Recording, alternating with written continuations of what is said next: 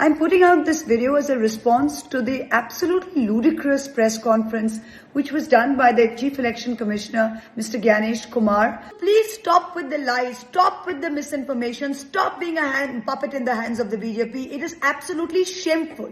आपको जेल में होना चाहिए। दोस्तों, ये बोल है टीएमसी की फायरब्रांड सांसद महुआ मोइत्रा के, जिन्होंने चुनाव आयोग और खासकर मुख्य चुनाव आयुक्त ज्ञानेश कुमार पर जमकर बरसी और ऐसा सुनाया है कि ज्ञानेश कुमार बगले झांकने लग जाएं। महुआ मोइत्रा ने चुनाव आयोग के सारे बहानों की पोल खोल दी है। तो पूरा मामला क्या है? महुआ की वीडियो अब सोशल मीडिया पर छाई हुई है।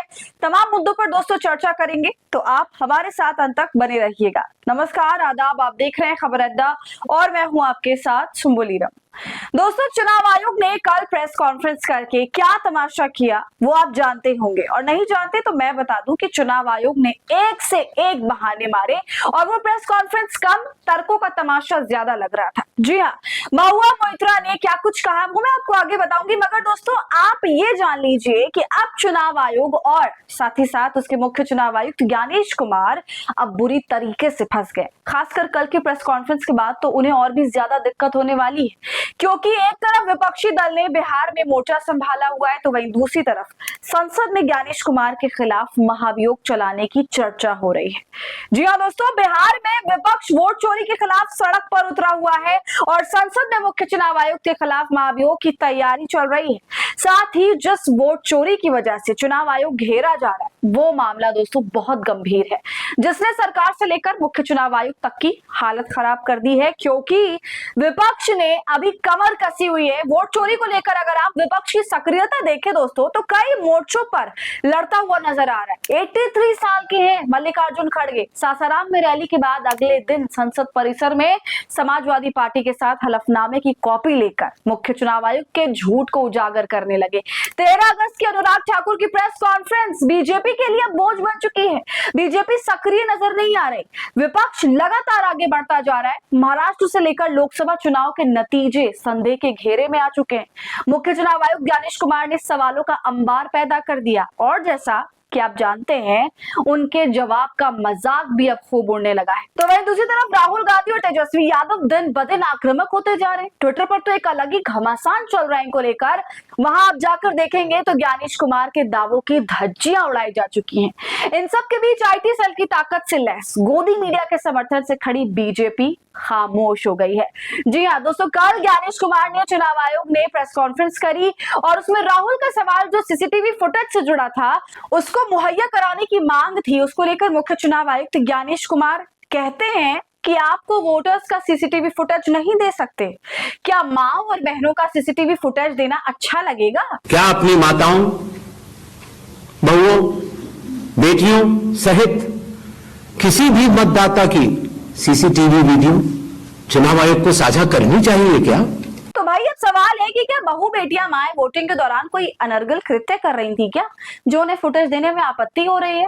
किसको बेवकूफ बना रहे हैं ज्ञानेश जी? एक तरफ तो वो बुर्का उठाकर चुनाव आयोग देख रहा है कि बुर्के के भीतर महिला कौन है, दूसरी तरफ बहू बहन बेटियों को वो दिखा नहीं सकता। खैर ये अलग बात हो गई, लेकिन चुनाव आयोग ने जब प्रेस कॉन्फ्रेंस की और उसमें कहा कि राहुल गांधी को माफी मांगनी पड़ेगी या फिर हलफनामा देना पड़ेगा, तीसरा कोई और रास्ता नहीं है, बहू बहन बेटियों की हम सीसीटीवी फुटेज नहीं दे सकते। इसके बाद तमाम अलबल बातें करी जिसका कोई ऐसा जवाब नहीं दिया गया राहुल गांधी के सवाल का, बस ऊटपटांगी बातें की गई ऊपर ऊपर। राहुल ने जितने क्वेश्चन पूछे, सबूत दिखाए, उस पर कोई जवाब नहीं दिया गया। और अब दोस्तों इन्हीं तमाम मुद्दों को उठाते हुए महुआ मोइत्रा ने चुनाव आयोग की क्लास लगाई है। ऐसा करारा जवाब दिया है चुनाव आयोग को कि वो याद रखेगा। महुआ ने चुनाव आयोग के बयान पर यह तक कह दिया कि अगर पिछली वोटर लिस्ट में गड़बड़ी थी तो उसको ठीक करने की जिम्मेदारी मार्क्स या फिर सैटन के पास नहीं थी, बल्कि आपकी जिम्मेदारी थी उसको ठीक करना, जो आपने नहीं किया। महुआ ने यह भी कहा कि अगर सच में ऐसा हुआ है तो पिछले कुछ वर्षों के चुनाव आयोग के हर अधिकारी और चुनाव आयुक्त को जेल में होना चाहिए। दोस्तों पहले आप महुआ का वीडियो देखिए, उसके बाद वो क्या कुछ कह रही हैं वीडियो में उसका हिंदी अनुवाद आपको बताऊंगी। Mr. Kumar made a lot of absolutely ridiculous claims, but two of them stand out as particularly egregious. Number one, the CEC said that there are 22 lakh dead voters in Bihar. They did not die in the past 6 months, but over the past several years. However, it was not put on records. Mr. Commissioner, may I remind you, if that is indeed the case, you have had summary revisions, continuous revisions by the Election Commissioner in Bihar every single year. The last revision was as late as April 2025, in which case the entire Election Commission, including yourself and every CEC before you, action should be taken against all of them for dereliction of duty and for subverting free and fair elections. Because if under your watch, dead voters were not corrected and every continuous revision over the past several years was done incorrectly, then who's to blame? It's the Election Commissioner is to blame. You were in your seat, Mr. Kumar. You were in your seat when the last revision was done in Bihar in April. And you're saying it was not put properly on record.